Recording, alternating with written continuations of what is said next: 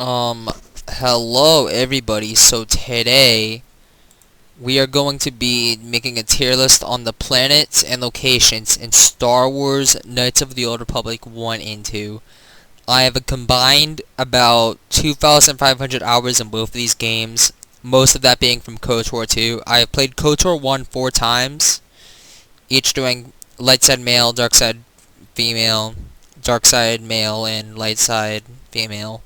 Then I played KOTOR 2 at least 8 to 12 times, mostly dark side, but I did play each of the light sides at least once. Um, so I have a lot of expertise in this game. Anyways, let us continue. So look, we got KOTOR 1 Korriban. Now, KOTOR 1 Korriban, I feel like it's got a lot more going on than KOTOR 2 Korriban, but on a deeper level, plot-wise, I think KOTOR 2 Korriban is better. But Korriban itself is pretty empty. I think KOTOR 2 Korriban, I think it's low B tier for the plot. KOTOR 1 Korriban, it's got a lot more going on, I would say. You could do a lot more on this planet. Like you could go to Dreadshaw, you can go to all of the tombs, while on this, the cave. So let's just put the KOTOR 1 Korriban above. Alright, KOTOR 1 Tatooine, easy A tier. So much you can do on this planet. Swoop race. It's Tatooine. What can you say? KOTOR 2 Nostrada. I don't think it would be capped to say this is S tier. There's so many quests on this planet. You could max out you could get HK 47 after this. You get so many companions. Hanhar / Miri, Goto. I think we should just get this out of the way. The ships. I don't consider these planets like at all. But if I had to rank the ships, that Leviathan, yeah. So Harbinger is just that place you go to after Peragus. You can run through it. You got some loot. You get your armband. Goto's yacht. I'm pretty sure there's actually a glitch where you could like get soft locked. So just because of that, I'll put a bottom tier. But it's really fun fighting on those droids, especially if you have like Adden or like Visses and you have like Force Lightning going in, or like Force Storm, or a Force Storm Disciple, or a Force Storm like Kreia. It's really good. I don't remember if you can go in Kreia or not. I'm pretty sure you can. Leviathan's actually really interesting because you could actually pick what companion you use to rescue the others. On my first playthrough, I did Canderous, and honestly can't even remember what I do the rest. I just remember doing Canderous and liking it a lot. KOTOR 2 Ravager. Yeah, this is where you fight Nihilus. It's pretty cool. There's a lot of enemies. This is pretty much the last place until endgame. This is endgame, literally. After Kreia gets revealed, that is the start of the endgame, and you lose pretty much a lot of choices. But that's fine. KOTOR 1 Starforge, end of the game. It's awesome. Alright, KOTOR 2 Peragus. First playthrough, I think that it's C tier.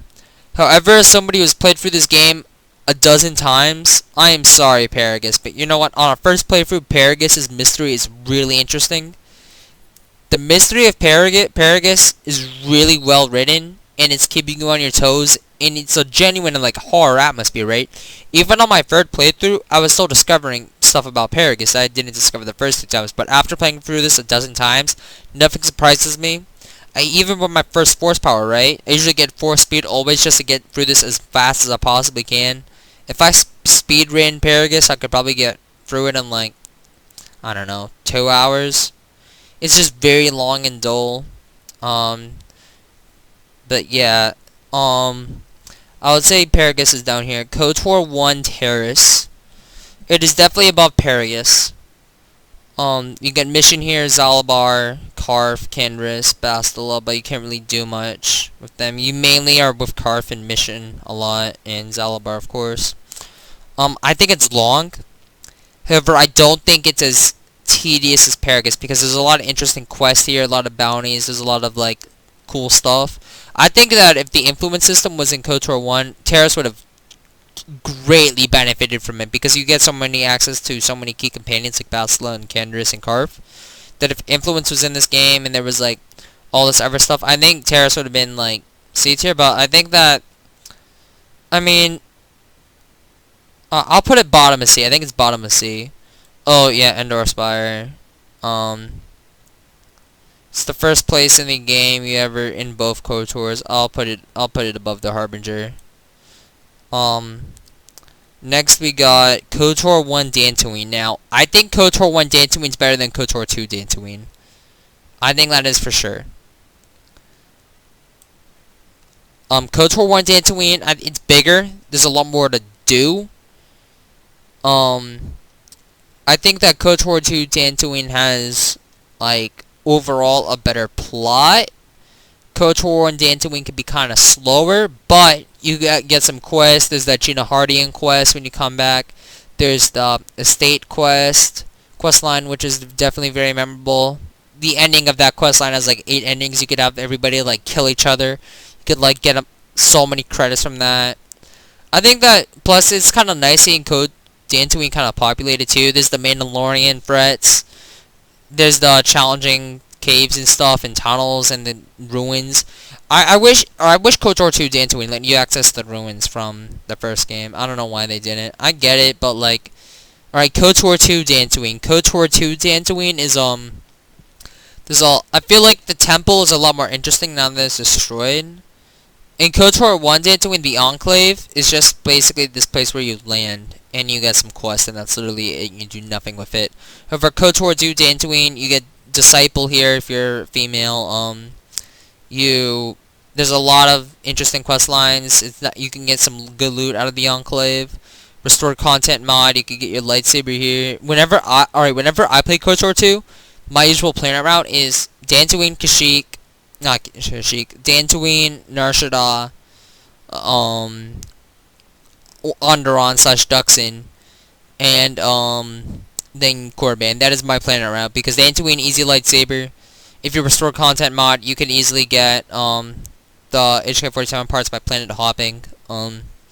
Yeah, KOTOR 2 Dantooine. I mean, it's alright, I guess. KOTOR 1 Manaan. Now, I think that Manaan, there's a lot. I think Manaan is very peaceful. It's tranquil. There's a lot of very interesting quest lines here. However, I think it is a drag to run through.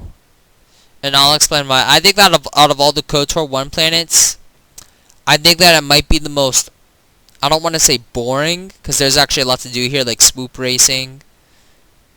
Any planet with swoop racing automatically gets, like, a bonus just because that's something you could do after you do all the quests on your planets. In KOTOR games, once you complete all your quests, like, there's really not much to do besides just complete the game. So, like, and plus Manaan is pretty, out of all the planets in KOTOR, I could see, like, an adult or whatever being like, let me just go on Manaan, listen to some music, maybe play some swoop racing, and just vibe out, you know?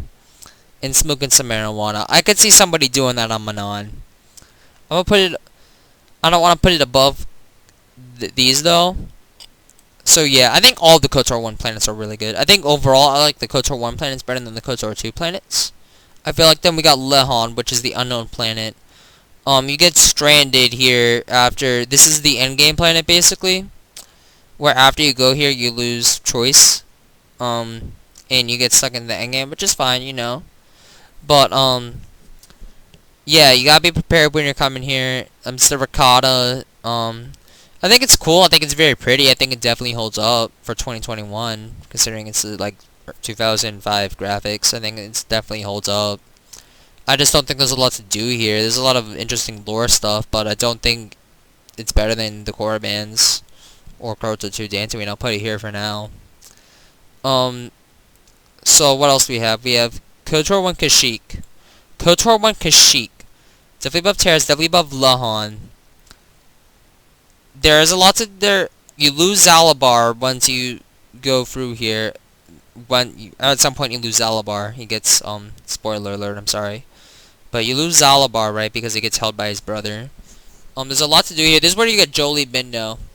For my KOTOR 1 planet route, I usually go Tatooine. It's not as strict as my KOTOR 2 one, because my KOTOR 2 one I'm optimized, but KOTOR 1 since I play that less. Usually it's Tatooine, Kashyyyk. I do some planet hopping in order to get some like character quotes from like Bastila and Candace and stuff. But usually I like to get Jolie Bindo relatively early. Definitely not before Tatooine though, because I want to get HK-47 immediately. But I would say, but the thing about Kashyyyk is that there's not a whole lot to do here. It's pretty cool. There's the trees and there's the Shadowlands. There's not too many interesting quests here. Yeah, this stuff of Zalbar is like interesting, but like I'll put it above KOTOR 2 Core Band, because KOTOR 2 Core Band is literally only in B tier because of the amazing cave. That amazing fucking Revan fight and stuff. That's the only reason it's there. Now, Telos. Now, there's this really big debate on if Telos is worse than Peragus. I think Telos is better than Peragus, and I'll explain why. One, there's quest. There's actual quest, you have player choice, you have Bazak, and you have, you get the stripper. If you're dark side, right, you can manipulate a stripper into giving you earnings. That's free credits, so many credits. Especially in a game where you're gonna need a lot of credits if you want to get higher tier shit. KOTOR 2 Telos has more quests. It looks like a city. It's pretty cool. You lose. I think Telos is definitely not as good as Taris, because I think Taris overall is more interesting in a lore perspective. However, I think Telos is... And Telos, after multiple playthroughs, does drag. It does drag. You know what? I'm gonna put Telos in D tier. Yavin 4. So this is the space station. Alright. This is the space station. I don't even know if you can really count this. Like, alright.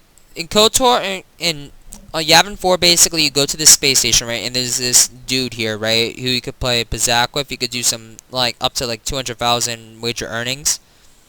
I'm pretty sure it was originally, like, DLC for, like, the Xbox or whatever. But then they made it free in the PC version. In the Steam version. So, yeah. You can get some really... Clearly, people who go to Yavin 4 will save scum against the alien for Bazak, and then they'll use the money in order to buy his, like, overpowered shit. Any endgame loot, you will get at Yavin 4. If you want god tier armor for Car, for your every characters and stuff, you go to Yavin 4. You know what? I'm gonna put it here. Fuck it. And plus, the alien does do some interesting stuff, and there is an interesting questline with it. No, Duxon. I think Duxon is better than Lehon. Now, I think Duxon, the Mandalorians are really cool. I love the jungle aesthetic.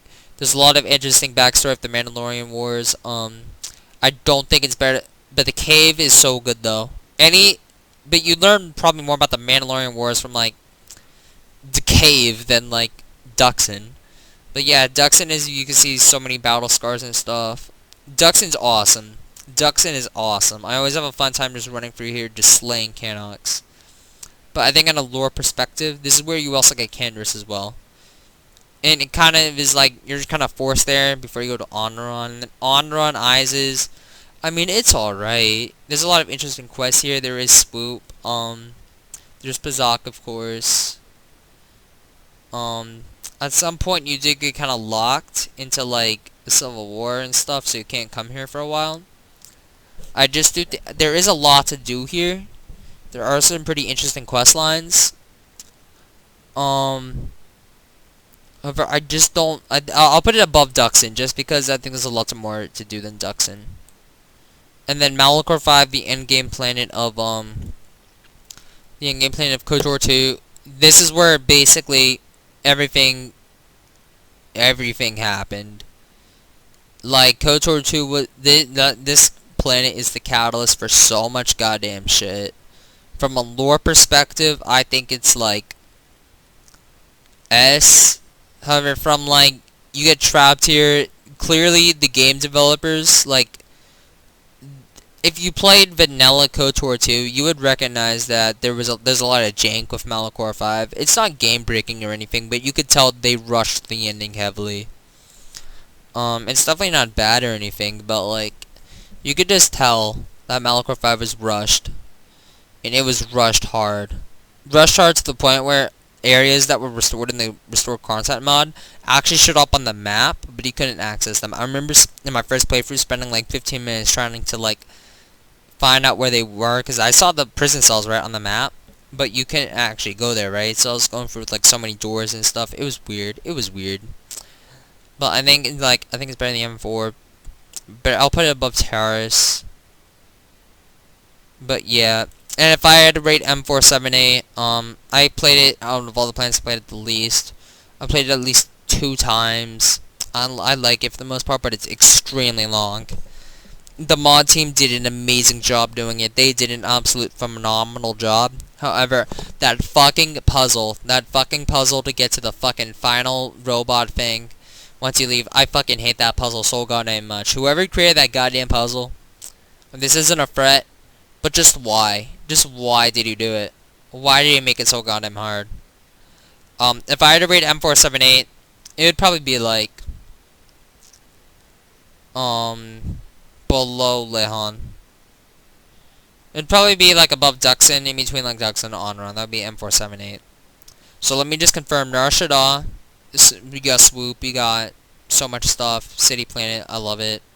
KOTOR 1 Tatooine, KOTOR 1 Dantooine, KOTOR 1 Manan, KOTOR 2 Dantooine, KOTOR 1 Korriban, KOTOR 1 Kashyyyk, KOTOR 2 Korriban, KOTOR 2 Onderon, KOTOR 2 Duxon, which like, alright. I'm really tempted to move Manan down in replace of KOTOR 2 Korriban just because of the goddamn cave, but if KOTOR 2 Korriban just had like, you could, alright, if you're not going for the cave, you could literally be done with KOTOR 2 Korriban in like 10 minutes. You could literally speedrun KOTOR 2 Korriban in like 15 minutes, not even, if you weren't going for the cave. KOTOR 2 Korriban is so empty, like, it's not even funny. Like, literally, it's like almost as empty as like Yavin 4. And that's literally just one room. A hallway in one room. Yeah, like this is literally, you got that open field, right, where all the skeletons are. You go to the temple, the training academy. You get ambushed by Scion and you leave. That's literally it. And you have to do like a puzzle to unlock like the doors or whatever, but that's about it. You find Vash. Vash is dead. Maybe not if you're playing M478, but you know. It's just KOTOR Korriban is just like, it's like a pit stop to your greater journey, you know. While KOTOR 1 Korriban, I think it was definitely had more depth to it. And it was very interesting seeing KOTOR 2 Korriban definitely all destroyed. KOTOR 2 Onderon, like, and it's just Onderon, you know. Can't really get, like, you're just running around through Eyes just doing shit to save Sully or whatever. You have to say, not Sully, I'm thinking, you have to save the doctor. Yeah, the doctor. I'm thinking Sully was the dude with Jolie Bindo. Also, that quest, I think, definitely skyrockets Manon. I love that quest, the court quest. But KOTOR 2 Onderon, just not it. You're running around just trying to save this doctor, at least the first time you go there. Duxon, very lot of interesting quest lines. You could get some really good influence for HK-47 and Honhar here. The Mandalorian that's trapped by the Canox. If you're with HK-47 and Honhar, you could get influence for them both by killing that Mandalorian. It's some pretty good influence. And there are a lot of good influence checks on Onderon too. Some on Dantooine, not as much. Not really any on Korriban, like, at all. Malachor doesn't matter because you lose control of your companions. Influence doesn't exist. Influence does kind of exist, but, like, you know. But yeah, though. This is how I'd rate them. Do I think anything else... Now, my biggest question is, do I think anything else is S tier with Nar Shaddaa? I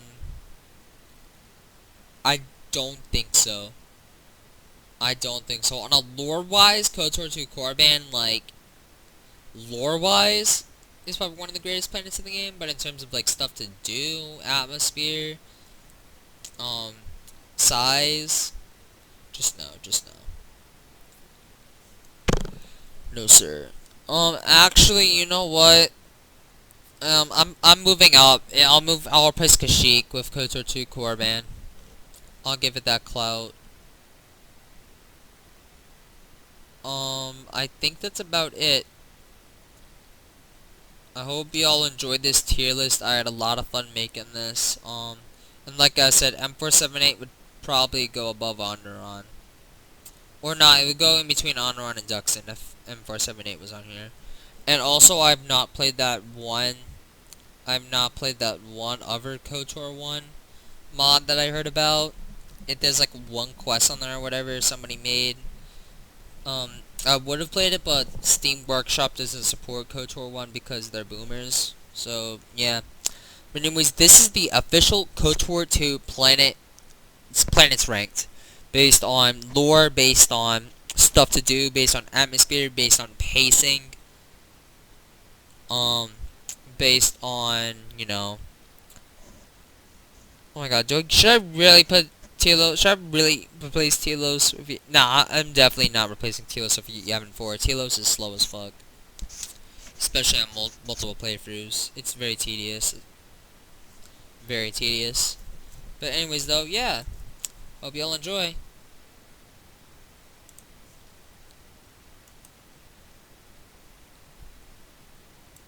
Let me see how to stop recording.